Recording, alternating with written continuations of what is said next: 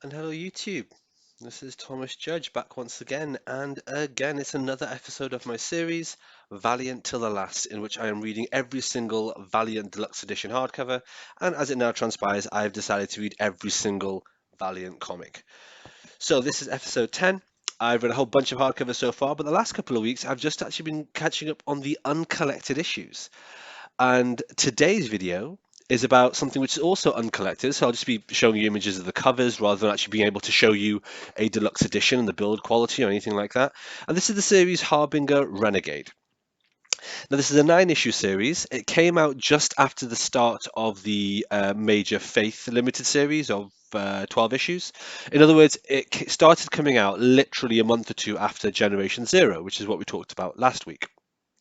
Now, Harbinger Renegade, what did I think of it? Brilliant. Again, like Generation Zero, this was excellent. And it's important to keep in mind that even more so than I had realized with Generation Zero, this is absolutely something that needs to be collected because this is pretty key and critical to the continuity of reading Harbinger. So to give you a quick reminder, with Harbinger, we talked about Harbinger Volumes 1, Harbinger Wars, Volume 2, moving on to Imperium and so on. And then I kind of like went to the side and I went to Faith and I started reading Faith. And I've got to be honest, reading Faith was great. It was good fun, but it's not integral to the Harbinger storyline per se about the Harbinger Foundation, Peter Stanchek and Toyo Harada. And Generation Zero also didn't seem to be at first. It's a great story and I absolutely loved it and I extolled its virtues in last week's video. But Harbinger Renegade not only highlights that Generation Zero is a key part of that storyline, it's also another key part of that storyline, much more so than any of the Faith comics that we talked about. And in that sense, let me explain exactly what I mean.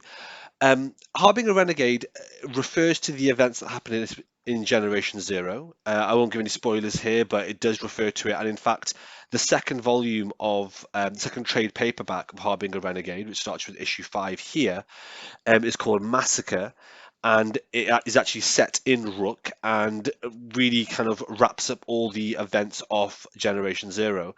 I will just say about this: the first 4 issues are collected in a trade paperback, and then the second 4 issues, that's issues 5, 6, 7, and 8, and then also issue 0, are collected in a separate trade paperback called Massacre. And I'll be honest, it is a massacre. If it reminded me of anything, it reminded me of what Marvel promised about the Ultimate Universe, which is that no one is safe, anyone can die, prepare to be shocked. I'll tell you this: reading the second trade paperback of Harbinger Renegade, I was shocked. It was crazy. Absolutely crazy.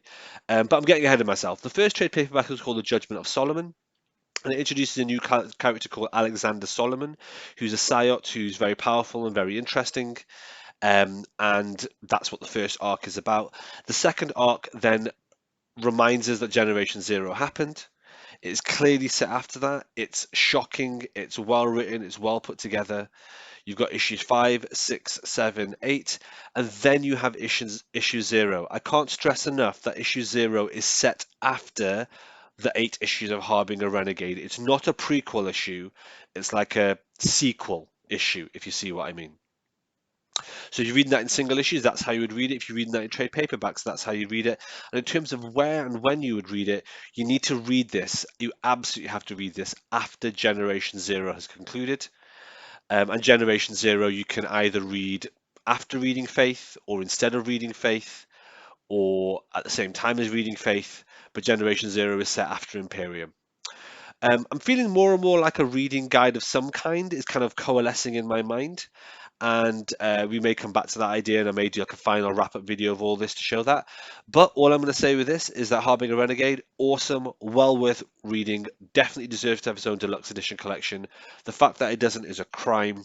I very much imagine it's never going to get solicited. And so much like all the other previous uncollected issues that I've talked about, I am going to be doing my own custom bind and custom collection of this, which I will probably show you in like a year or two's time once all that is done.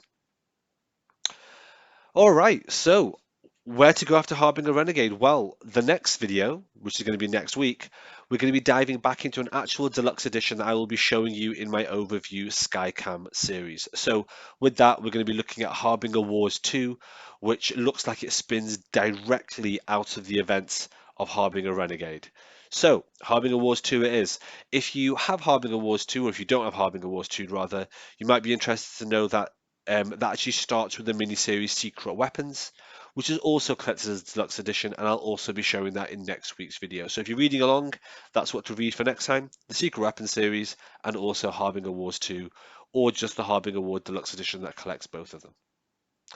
Alright guys, well, I hope you're enjoying this, and I will catch you next time. All right, thanks for watching, everybody. As always, please like, comment, subscribe. As always, please follow me on Twitter at I am Thomas Judge, where I will post a daily review of whatever comics I've been reading. You can get an idea of what I'm up to on the channel. And as always, please support the channel by heading over to Amazon.com and checking out my prose novel about superheroes. It's a completely original piece of work. The first episode in it is called Arrivals, and the series as a whole is called No Gods or Kings. You can find an excerpt of that on my website, nogodsorkings.com. Until next time, everybody, stay classy.